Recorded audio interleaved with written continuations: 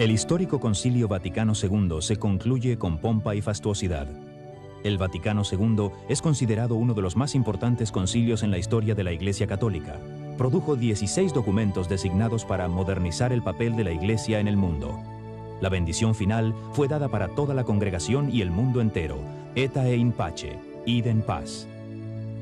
Con esas palabras, el Papa Pablo VI concluyó el Concilio Vaticano II.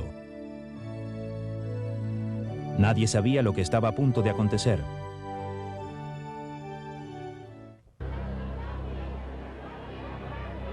Las décadas después del Vaticano II han sido turbulentas.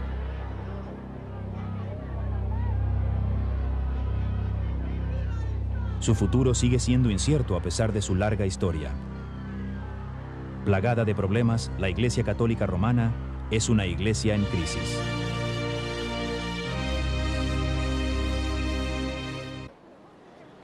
Se han planteado diferentes causas de la crisis, pero ¿no será que el problema real está entretejido en las mismas doctrinas de la Iglesia Católica Romana? Mi nombre es José Borrás, soy ex religioso de las escuelas pías en la ciudad de Albacete. Conocedor de que unos protestantes estaban distribuyendo propaganda en mi parroquia, decidí refutar sus doctrinas con el estudio del Nuevo Testamento. Un año después, yo dejé la Iglesia Católica para seguir al Señor, como Él enseña en el Nuevo Testamento. Me llamo Rocío Pestaña Segovia. Nací en Madrid, España. Durante 9 años viví como monja en el Monasterio del Sagrado Corazón de Jesús de Religiosas Clarisas de Cantalapiedra, Salamanca. Recuerdo que teníamos en el centro del convento, en el claustro, un pozo en el cual me gustaba sentar, orar, hablar con el Señor y pedirle que me diera de esa agua espiritual de la cual Él habló a la mujer samaritana y le decía, dame de beber, dame de beber. Yo trataba de buscar ese agua por mí misma, por medio de prácticas religiosas, el cumplimiento de los sacramentos, de todas las ordenanzas de la Iglesia Católica y del convento, pero no me sentía satisfecha. No llenaba mi sed. Finalmente tuve que salir del convento y después de 7 años encontré la salvación y el perdón de mis pecados en Cristo Jesús, fuente de aguas vivas. Yo soy Miguel Carvajal Díaz. Yo estudié en este convento por varios años para prepararme para ser sacerdote franciscano. Tenía grandes inquietudes, una necesidad muy grande de buscar a Dios, de tener una respuesta sobre los dogmas, pero no lo encontraba. Pero gracias a Dios que había alguien que me hablara del Evangelio y yo finalmente le recibí al Señor Jesucristo como mi Salvador personal. Salí de aquí y ahora estoy predicando el Evangelio del Señor Jesucristo. Mi nombre es María del Pilar Solís Díaz. Este fue mi hogar por muchos años, en especial 19 años que pertenecía a la Congregación de Hijas de María Inmaculada de Guadalupe. Entré a la vida religiosa queriendo conocer y servir al Señor de tiempo completo. El año en que hice mis votos perpetuos empecé a estar enferma de ataques epilépticos. Recurrí a muchos médicos y también hice oración a los santos y a la Virgen de Guadalupe, pero sin ningún resultado. No recibí la salud. Salí de la vida religiosa, enferma, y un amigo mío me recomendó ir a una comunidad cristiana. Allí escuché por primera vez que solo en Jesucristo tenemos la salvación, que solo en Él tenemos la sanidad. Estos y miles más como ellos han vuelto a examinar su fe católica romana, los mandamientos, el papel de María, la misa y aún el mismo camino para ir al cielo. ¿Cómo se comparan las doctrinas de la Iglesia Católica Romana con las de la Sagrada Escritura?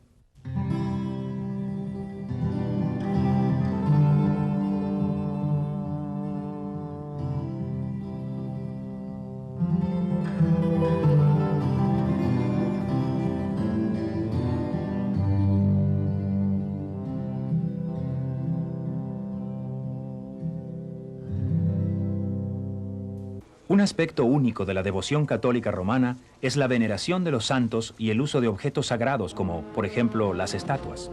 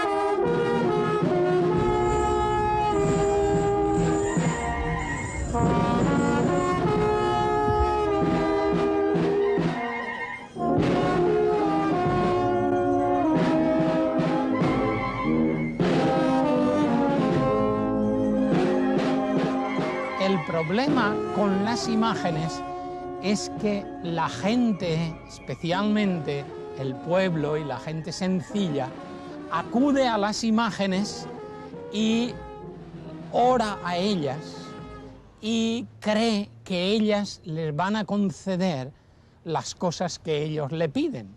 Y eso va en contra de lo que enseña la palabra de Dios. Éxodo 20, 3 y 4 en la Biblia católica dicen: No tendrás otro Dios que a mí. No te harás esculturas ni imagen alguna de lo que hay en lo alto de los cielos, ni de lo que hay abajo sobre la tierra, ni de lo que hay en las aguas debajo de la tierra. La Iglesia Católica tiene su propia lógica acerca de ese mandamiento, y así ella se permite el lujo de esconder ese segundo mandamiento: no te harás imagen, como una coletilla al final del primero, en vez de ponerlo en su lugar como el segundo mandamiento. Empiezan a amar a Dios sobre todas las cosas, el primer mandamiento. El segundo, no tomarás el nombre de Dios en vano.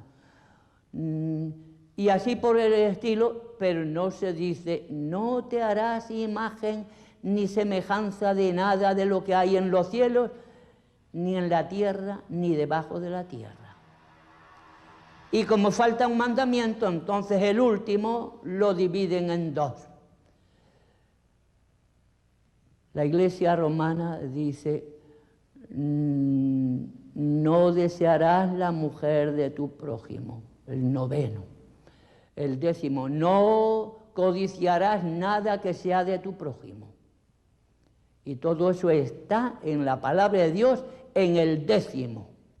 Miguel Ángel Tiscar fue ordenado sacerdote en la Catedral de Toledo, España. ¿Y por qué han omitido el segundo mandamiento? Y a través de peregrinaciones y de santuarios y de vírgenes y de santos y de imágenes, tratan de camuflar la cosa del dinero. Pero al fin y al cabo es dinero, dinero y dinero. Y repito, es la palabra de Dios la que dice, el amor al dinero es la causa de todos los males. Aunque está claro lo que dice la Escritura, siguen las tradiciones de la Iglesia.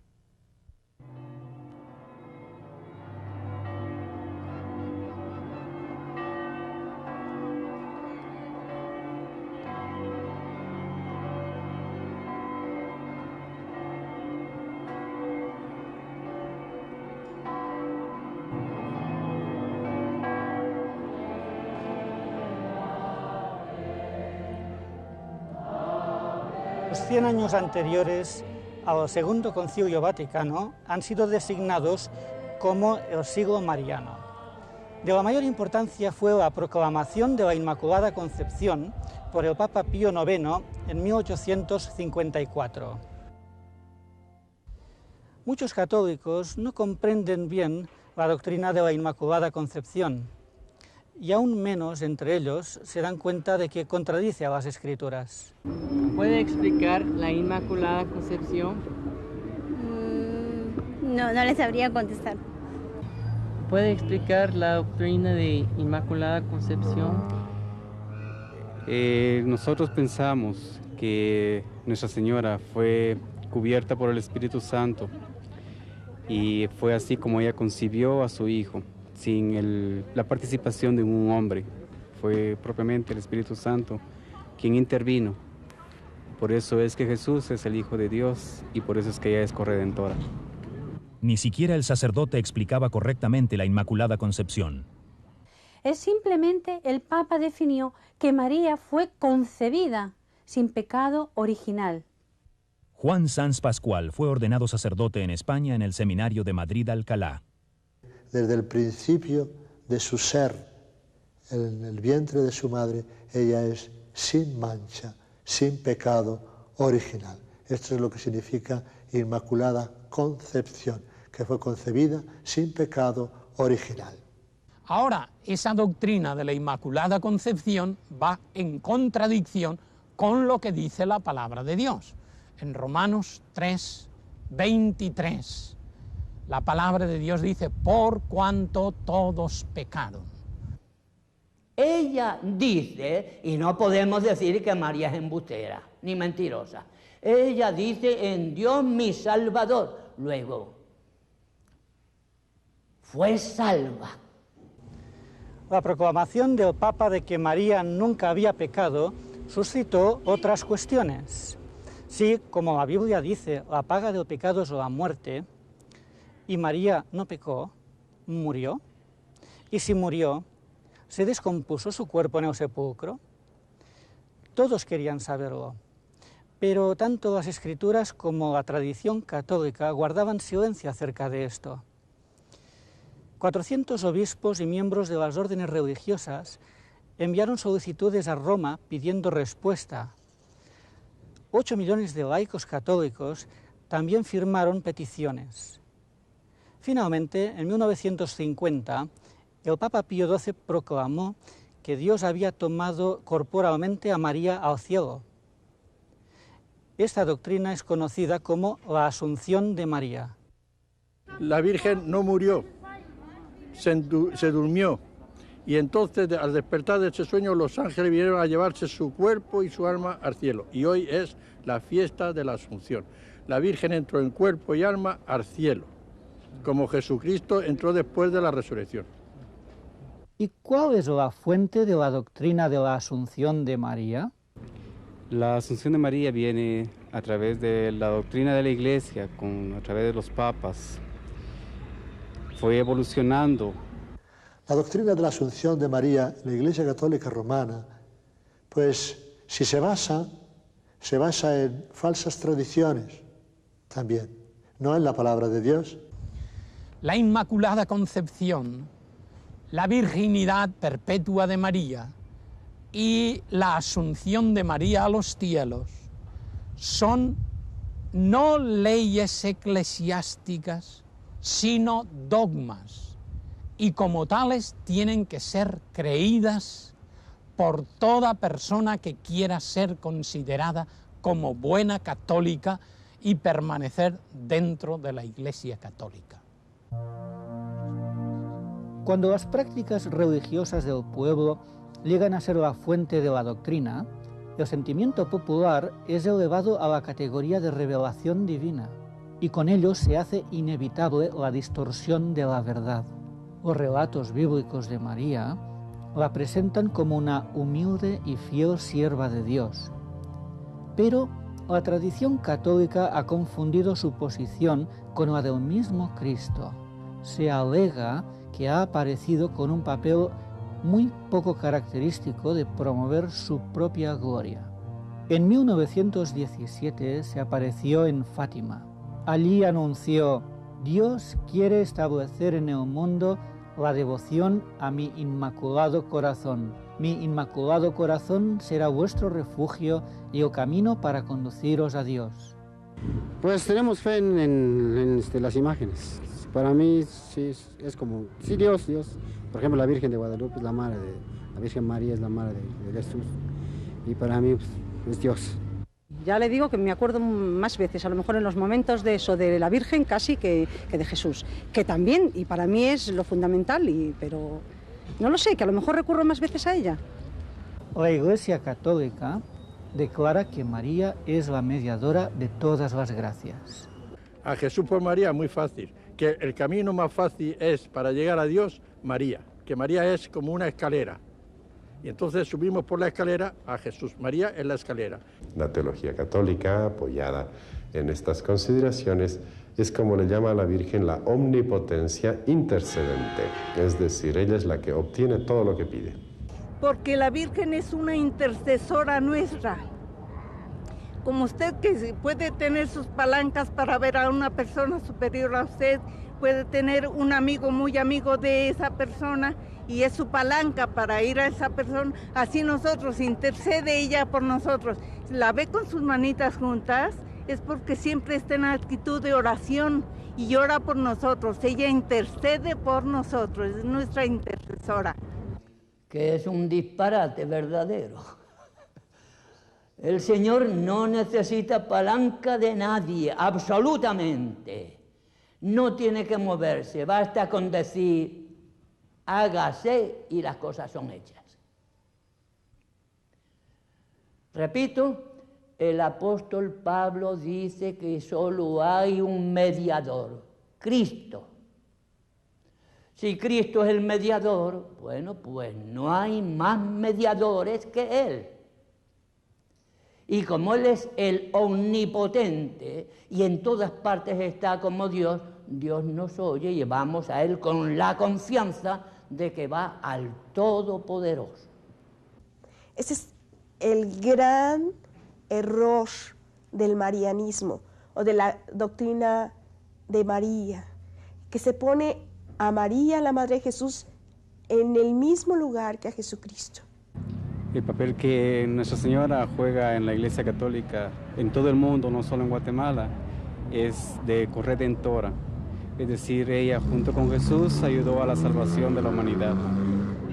Ese es el sentimiento que existe aquí en Guatemala y en el mundo, en el catolicismo.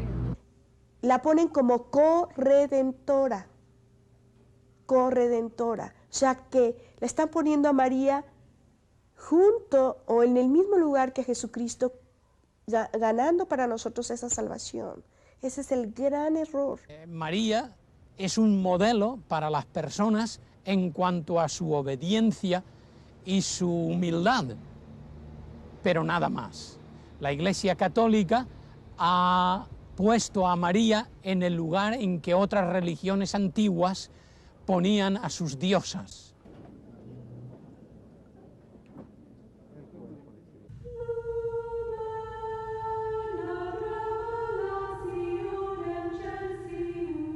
La misa es el centro de la experiencia católica romana y todos los católicos deben asistir semanalmente. La Iglesia Católica dice que la misa es una representación de la última cena. Aquella noche, Jesucristo tomó pan y vino diciendo: «Esto es mi cuerpo y esto es mi sangre». La Iglesia romana enseña que con esas palabras se produce un cambio milagroso. Luego Cristo enseñó a sus discípulos: «Esto haced en memoria de mí». La respuesta de la Iglesia romana a ese mandamiento es la misa. Cuando el sacerdote católico romano pronuncia esas palabras de Cristo de la última cena, los católicos creen que se produce un cambio en el pan y el vino, que realmente se transforman en el cuerpo y la sangre de Jesucristo.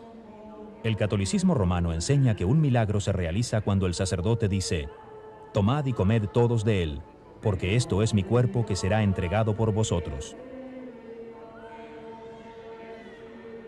La Iglesia Católica enseña que la hostia deja de ser pan y ahora es realmente el cuerpo de Cristo. Los católicos creemos que Cristo se convierte en pan y el vino se transforman en el cuerpo y sangre de Jesús, completamente. Toda su alma, todo su cuerpo, toda su divinidad se encierran en un pedazo de pan. Entonces, sencillamente teníamos que aceptarlo así. O sea, era difícil de creer, porque realmente comías y te daban a probar la forma. Y decías, antes de que fuera consagrada, tú te la daban a probar. Sí, es pan realmente, sabe a pan. Pero después de consagrada, cuando tú ibas a recibir la comunión, bueno, pues sigue sabiendo a pan. Si el pan y el vino son transformados en cuerpo y sangre de Jesús, ¿por qué no cambia su apariencia en la consagración en la misa? Usando una combinación de teología, filosofía y misticismo, la Iglesia ha propuesto una teoría llamada transubstanciación, que dice que la naturaleza interior del pan y del vino cambia, mientras su apariencia sigue igual. La transubstanciación es el poder que tiene el sacerdote de convertir el pan, es pan de trigo purísimo, que tiene en sus manos, lo convierte por el poder que tiene, que recibió de Jesucristo, de hacer la hostia en el cuerpo y cuerpo de Cristo, y el cáliz, que es el vino de uva, hacerlo sangre de nuestro Señor Jesucristo. Cuando se dice esto es mi cuerpo, se está diciendo que esto que en este momento es un pedazo de pan, un poco de harina cocinada, diríamos, pasa a ser el cuerpo de Jesucristo. Pero siendo que el pan no cambia en su apariencia, ¿no tendría más sentido si comprendiéramos las palabras «esto es mi cuerpo» como figurado? ¿Acaso no empleaba Jesús el sentido figurado en su enseñanza? Jesús dijo, yo soy la vid verdadera. Y nadie piensa literalmente que Jesús fuera una vid, sino que es el significado, es un símil, para que nosotros podamos entender mejor lo que Jesús quiere decir. Por lo tanto, cuando Jesús dice, esto, mi cuerpo, que por vosotros es entregado, simboliza que aquel pan que se rompe y se da a las personas para que lo coman, simboliza y representa su cuerpo entregado por nosotros. La mayoría de las denominaciones cristianas entienden el significado del pan y del vino como símbolos. Sin embargo, la Iglesia Católica Romana enseña que se convierten literalmente en el cuerpo y la sangre de Cristo. La Iglesia dice que este cambio es necesario para que los católicos puedan recibir a Cristo como alimento espiritual y a la vez adorarle porque está presente. Adoramos a ese pan y ese vino una vez que han sido consagrados, porque allí está presente el mismo Jesucristo. Jesucristo está presente en todas partes, ¿no? La hostia, el pan sin levadura, en la que yo creía que estaba Jesucristo allí en cuerpo y sangre. Y adoraba, más que a las imágenes, a la hostia. Yo pasaba muchas horas delante de lo que nosotros llamábamos el Santísimo, adorando la hostia. ¿Y por qué la ex monja ya no adora así delante del Santísimo? Porque yo creo en el Dios verdadero, porque yo creo en lo que me dice el Señor en su palabra. A través de toda la palabra dice, no te hagas imágenes. No obstante, la Iglesia Católica enseña que el pan y el vino deben y tienen que cambiar, no solamente para que Cristo pueda ser recibido y adorado, sino también para tener un sacrificio visible como la naturaleza humana requiere. Cristo es ofrecido al Padre en cada misa mediante las manos del sacerdote, un sacrificio literal y real por los pecados de los vivos y los muertos. La Santa Misa, para los católicos, es realmente un sacrificio en el cual Cristo otra vez vuelve a ofrecerse en la cruz, pero es un sacrificio incruento, es decir, sin sangre. Es inconcebible que tenga que seguir muriendo cada día por nuestros pecados, como si su obra no fuera suficiente. Él necesita repetirla una y otra vez. ¿Qué es eso? Estamos minusvalorizando el sacrificio de Cristo en la cruz. No, Él es Dios, Él no es ningún hombre que murió por nosotros, Él es Dios y su obra es suficiente de una vez para todas.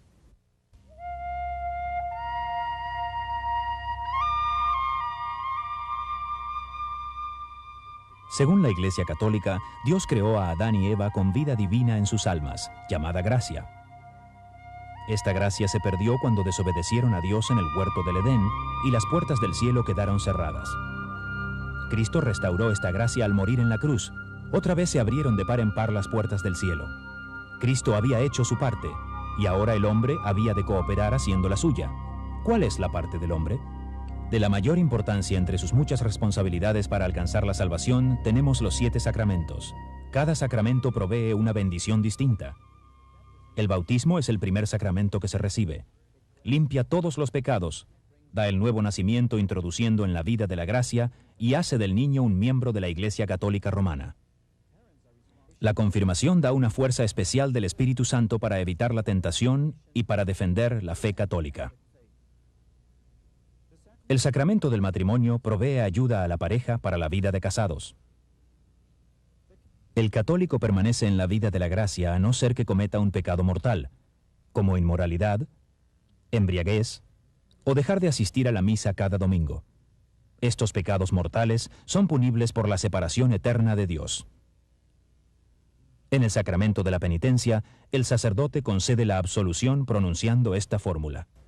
Te conceda el perdón y la paz por el ministerio de la Iglesia, y yo te absuelvo de tus pecados en el nombre del Padre, y del Hijo, y del Espíritu Santo. Amén. Por el sacramento del orden, el sacerdote recibe el poder para absolver los pecados y celebrar la misa. Los últimos sacramentos preparan el alma para el paso a la muerte. La familia llama al sacerdote para que administre la confesión, la extremaunción y la Santa Comunión. La condición del alma en el momento de la muerte determinará el destino eterno del católico. Los que mueran fuera de la gracia pasarán la eternidad en el infierno. Aunque aquellos que mueran en estado de gracia irán al cielo, la mayor parte han de sufrir primero en el purgatorio. Allí, la persona paga por sus anteriores pecados confesados y por pecados veniales no confesados.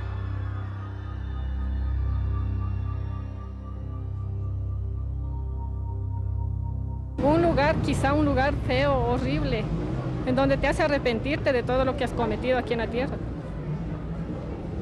Eso pienso.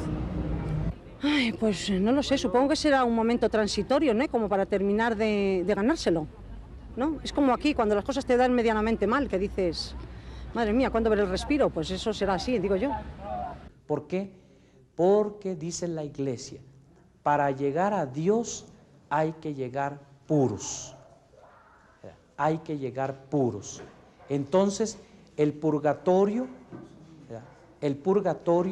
es el tiempo de purificación. Le preguntamos al sacerdote, si Cristo murió por nuestros pecados, ¿por qué hemos de ir al purgatorio? La Iglesia, por eso nos enseña, sabiéndonos, como decimos, pecadores limitados, por eso necesitamos ese paso de purificación. Pero en la propia gloria, yo no quiero entrar a purgatorio. Entonces, Cristo habló de Satanás y habló del infierno, pero nunca habló de un purgatorio ni de un lugar intermedio. No, nunca. Es el purgatorio una doctrina espúrea que no tiene fundamento en la palabra de Dios, pero eso sí, la Iglesia la ha sabido introducir para hacerse con las vidas y las haciendas y las personas, porque se les ata a un sacrificio, se les ata a una misa, se les ata a unas actividades y liturgias por las cuales incluso deben pagar dinero. La palabra de Dios nos dice que no por obras, para que nadie se gloríe, nadie se jacte. Si fuera por buenas obras la salvación, pues yo creo que las personas ricas tendrían más oportunidad.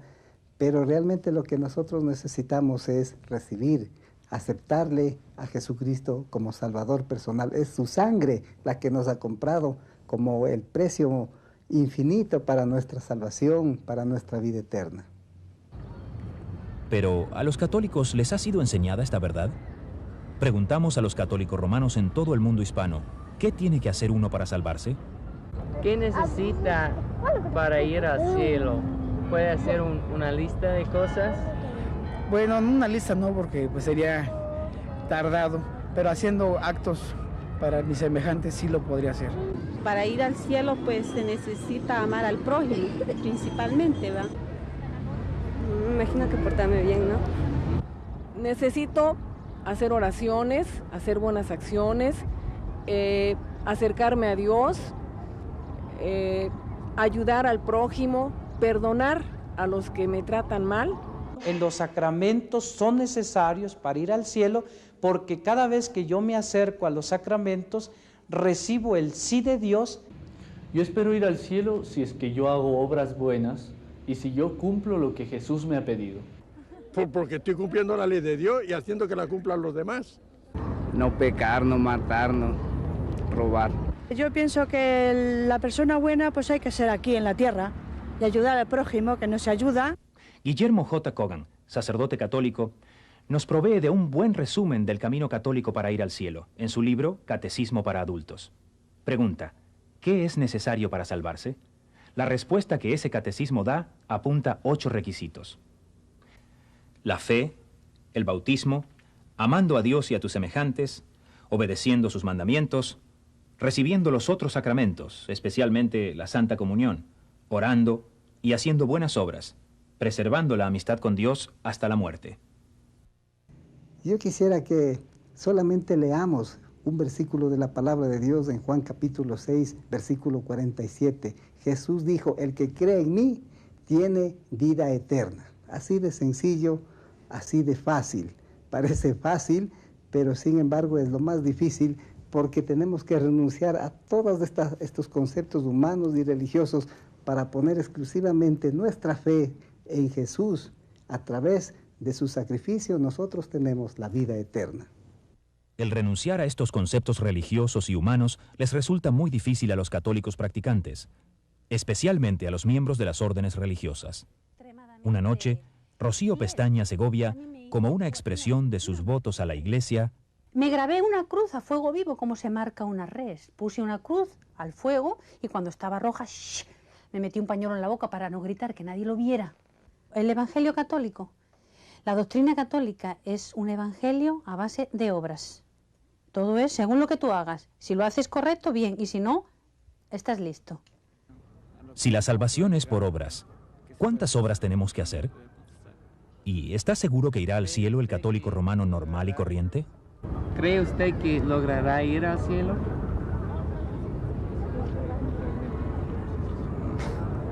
No, pues no sé. Eso ya es cosa que decide Dios. ¿Usted? Yo creo que pues nadie sabe, ¿no?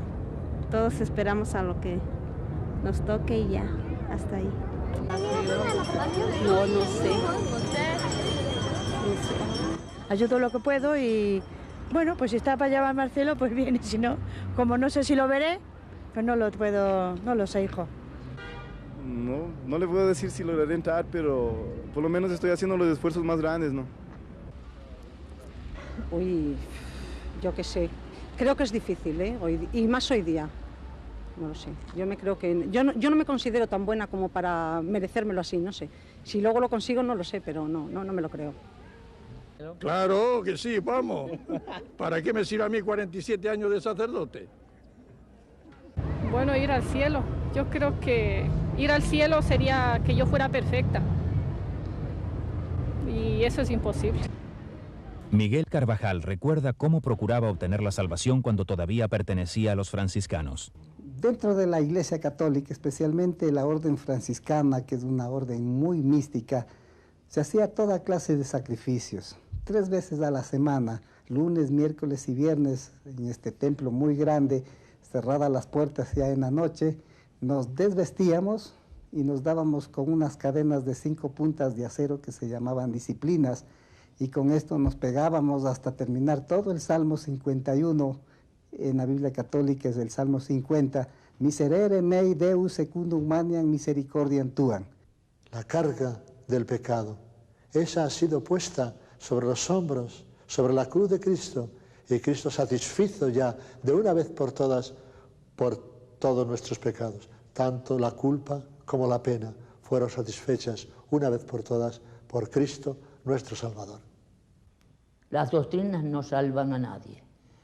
Quien salva es el Salvador. Y el Salvador lo ha hecho todo tan sencillo. El que viene a mí yo no lo echo fuera, dice. Pues vamos al Señor. El que cree en mí ya ha pasado de muerte a vida, pues vamos a creer en Él. Efesios 2, del 8 al 9, dice lo mismo, porque por gracia sois salvos, por medio de la fe, y esto no de vosotros, pues es don de Dios, no por obras para que nadie se gloríe. Luego, si es por fe y si es por don de Dios, no es por obras. Y si es por obras como pretenden en la Iglesia Católica, a base de cumplir los sacramentos y otras cosas, entonces no es por Cristo. Pero qué importante sería que un católico lograra comprender solamente esta pequeña frase, Jesús murió por nuestros pecados. Y si acepta esta verdad, si transfiere sus pecados a Jesucristo y cree de todo corazón que Jesús evidentemente llevó nuestros pecados, pues entonces nuestra vida estaría libre de esos pecados. Las Escrituras son claras, pero los errores persisten.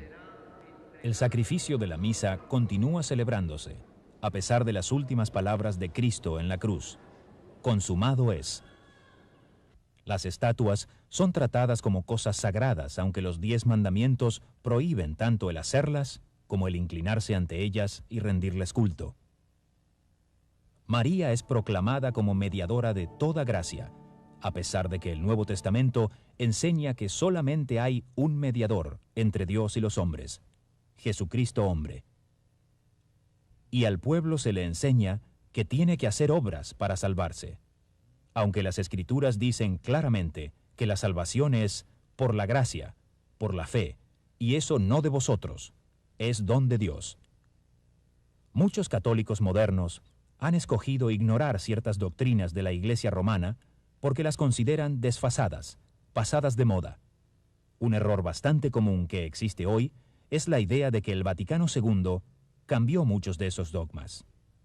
El Segundo Concilio Vaticano, que se inició en el año 1962, tenía como finalidad modernizar a la Iglesia Católica, pero modernizar en la forma exterior, en la forma simplemente en la presentación, diríamos, pero no en el fondo. Varias veces la Iglesia Católica ha hecho hincapié, ¿no? Y Ecclesia semper idem. La Iglesia siempre es la misma, siempre es igual y no puede cambiar. ¿A qué es debida esta apostasía de la Iglesia Católica del cristianismo bíblico? Es porque ella eleva la tradición y las enseñanzas de la Iglesia no solo al nivel de las Escrituras, sino también por encima de ellas.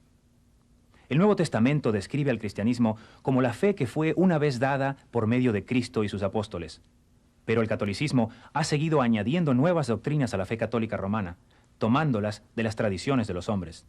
La creencia de que la naturaleza del pan cambia en la misa no fue añadida como dogma hasta el Concilio de Letrán en 1215, cuando por primera vez la Iglesia romana oficializó la teoría de la transubstanciación. El purgatorio fue declarado dogma en 1274, la Inmaculada Concepción en 1854, la infalibilidad papal en 1870, la Asunción de María en 1950. El Concilio Vaticano II dejó claro que la Iglesia Católica seguirá basándose en la tradición. La Iglesia no deriva solamente de la Sagrada Escritura su certeza acerca de todas las verdades reveladas. Por eso, se han de recibir y venerar ambas con un mismo espíritu de piedad. Uno de los profesores en el pizarrón estaba escribiendo todos los años en los que habían sido establecidos los diferentes dogmas de la Iglesia. Y al final, luego que estuvo todo escrito, dijo, bueno, ¿qué sería de la Iglesia Católica si tuviéramos que anular todos estos dogmas? Y él mismo razonando dijo, yo creo que quedaríamos en nada. Entonces, ese fue el primer impacto en mi vida. Y de ahí comenzaron grandes preguntas, como por ejemplo, ¿por qué Jesucristo no habrá predicado el Evangelio completo y dejó la tarea a la Iglesia para que establezca dogmas y nuevas doctrinas? Es el error de poner la Iglesia sobre Cristo, el poner la Iglesia sobre la Escritura.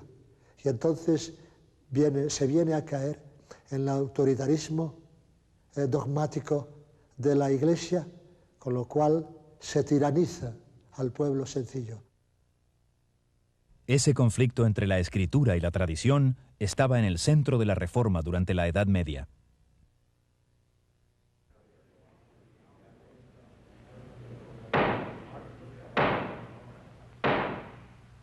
Doctor Lutero,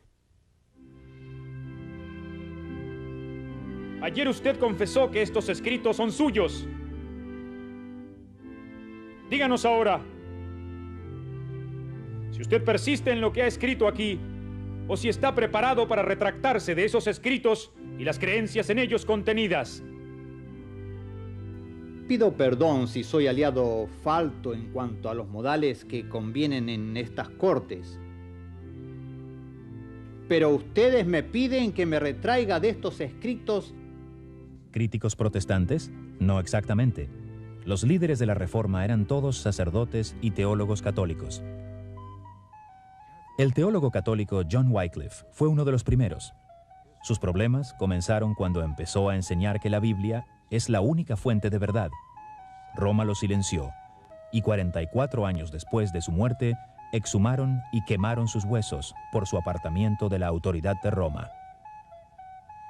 En 1415, el sacerdote y teólogo católico de la Universidad de Praga, John Huss, fue quemado en la pira.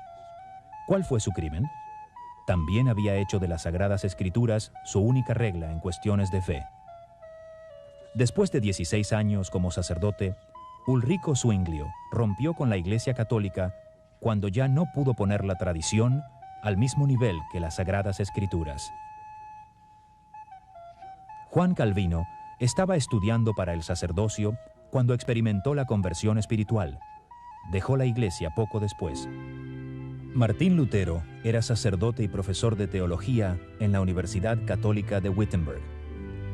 Objetó a que los representantes del Papa vendiesen perdones para evitar el purgatorio, a fin de financiar la construcción de la Basílica de San Pedro. Lutero redactó una lista de 95 razones por las que esto era un error, y la clavó en la puerta de la iglesia en Wittenberg. Los escritos de Lutero ayudaron a formar los 3 principios rectores del llamamiento a la Reforma del siglo XVI. La Biblia es la única fuente de verdad para la salvación. El hombre es salvado por Dios mediante la sola fe. Cada creyente tiene acceso directo a Dios solo por medio de Jesucristo. Cuando le ordenaron que se retractase, Lutero respondió: «Mi conciencia es cautiva de la palabra de Dios». Escapó vivo por muy poco. Estos hombres fueron todos católicos leales, cuyos intentos de reformar su iglesia y devolverla al cristianismo bíblico se vieron enfrentados a una vigorosa oposición de parte de sus superiores. Este es un antiguo problema. Un día, mientras andaba por un trigal en día de sábado, el Señor Jesús tuvo también un choque acerca de la tradición con los líderes judíos de su tiempo. Sus discípulos estaban recogiendo espigas de trigo y comiéndolas. Además, cuando comían su pan, no se lavaban ceremonialmente las manos, según las enseñanzas de los rabís. En el capítulo 7 del Evangelio de Marcos leemos que los fariseos y los escribas preguntaron a Jesús: ¿por qué no andan tus discípulos conforme a la tradición de los ancianos? Jesús no se arredró, reprendió a los líderes judíos por elevar las enseñanzas de los rabís al mismo nivel que la palabra sagrada de Dios. Los acusó de enseñar por doctrinas preceptos de hombres. No podía obedecer la tradición de los ancianos sin desobedecer la palabra de Dios. Prefirió obedecer a Dios antes que a los hombres. En la actualidad, muchos católicos están tomando esta misma decisión. Yo abandoné la Iglesia Católica cuando me di cuenta de que no seguía las enseñanzas que hay en el Nuevo Testamento. Hay una gran carga en mi corazón por todas las personas católicas y especialmente por las religiosas, porque yo sé que mucha gente dentro del catolicismo busca sinceramente al Señor Jesucristo, busca sinceramente adorar al Padre y vivir una vida en el Espíritu, pero no lo logra por la idolatría. Después que yo encontré a Cristo, yo tuve que dejar la Iglesia Católica absolutamente por razones doctrinales. No tenía ninguna otra razón, porque les amo, he vivido, he nacido en la Iglesia Católica y todo, pero mi vida y mi conciencia es incompatible con ese tipo de doctrina. No es un cambio de religión, sino que es un cambio de vida, es un encuentro verdadero con Dios, es una experiencia personal. Muchos de nosotros hemos creído que hemos estado en la verdad, pero la verdad es Jesucristo, no es la religión. Y espero que ustedes, señores católicos, pudieran darse cuenta de algo más importante, algo más valioso, es la oferta más importante que jamás usted haya podido escuchar en su vida, que es el de la vida eterna a través de la salvación del Señor Jesucristo. La verdad no está en la religión, sino en Jesucristo mismo. El camino de salvación católica romana es una esperanza falsa, porque no es el Evangelio de Jesucristo que el Nuevo Testamento nos presenta. Desilusionados con la doctrina católica romana, muchos están acudiendo a la Biblia buscando respuestas. Esos católicos se han sorprendido al encontrar lo que la Sagrada Biblia dice. Lo primero que me choqueó fue que la salvación es un don de Dios, por gracia y no por nada que nosotros hagamos, que traíamos una tradición diferente, portarnos bien, ir a misa los domingos, confesarnos, etc. un don de Dios en el cual nosotros no tenemos que hacer nada, sino simplemente creer en el Hijo de Dios, creer que resucitó de los muertos por el poder del Padre. Dijo en la cruz, consumado es, no hay nada más para hacer. La Iglesia Católica no te va a dar esta libertad que Cristo te da. Yo temía a la muerte porque no estaba seguro del cielo. Yo no sabía dónde iría. Entonces yo veía que en la Biblia aseguraba que en este mundo se puede saber si uno es salvo. Lo que lo salva a uno es la sangre de Cristo, creyendo que Él es el Salvador y Señor de uno, personal, de la vida de uno, para que uno pueda entrar al cielo. ¿Qué sacrificio podría yo hacer para merecer entrar al Señor y verlo cara a cara cuando me muera? Ninguno. Estoy muy seguro que voy al cielo porque no radica, no se basa en mis hechos, en mis logros, sino que el Señor Jesucristo ha prometido que Él ha estado preparando un lugar para mí porque yo le he aceptado. Y eso es lo que me sorprendió, que nadie me dijo estas cosas. Yo tenía que aprenderlos por la Biblia. Y me dolió porque yo pensé que los padres o la gente en la iglesia es un deber de ellos a enseñarnos el camino. Y ellos no me enseñaron cómo llegar al cielo. Cada una de estas personas ha dejado la Iglesia Católica Romana. Pero no es tanto lo que han dejado, sino y mucho más lo que han encontrado en el Señor Jesucristo. O sea, antes yo cuando era católica y vivía de tradiciones y de cosas, yo pensaba en la muerte como algo horrible, ¿no? Algo no me hubiera querido morir nunca. Tenía temor, tenía miedo, pero ahora no. Ahora va a ser el día de fiesta cuando yo me vaya arriba, al cielo, a verlo cara a cara. Va a ser muy hermoso. Voy a ponerme de rodillas, físicamente de rodillas, y le voy a dar las gracias. Y que por mí pues nada más puedo hacer, que no hay ninguna obra que yo pueda hacer, que ya lo hizo del todo por mí. ¿Y qué podría hacer yo? Y yo no merecía tal sacrificio, que Dios mismo viniera a morir por mí. Creo que le adoraré por toda la eternidad.